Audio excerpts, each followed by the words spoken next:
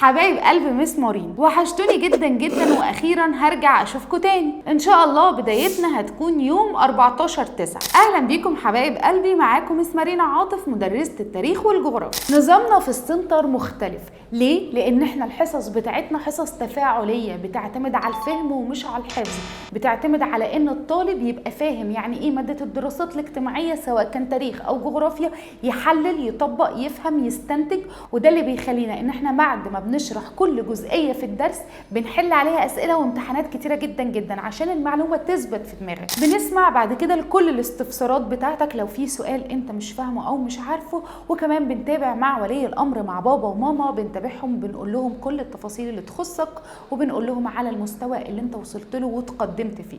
اما بالنسبة لاماكن تواجدنا، وبناء على طلب الكثير من طلابنا في محافظة الجيزة، فاحنا موجودين فين؟ في الهرم موجودين في سنتر A1، وفي اللبيني موجودين في سنتر زفيرس، وفي منطقة حدائق الأهرام موجودين في سنتر كوليدج النادي، وفي الدقي موجودين في سنتر ليرن الدقي.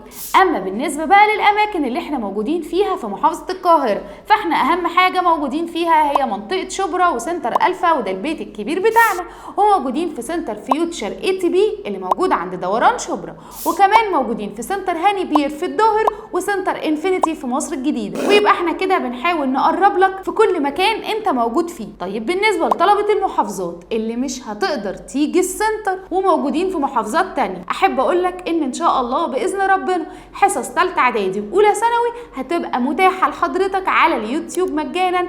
واشوفكم على خير. كانت معاكم مس مارينا عاطف مدرسة التاريخ والجغرافيا.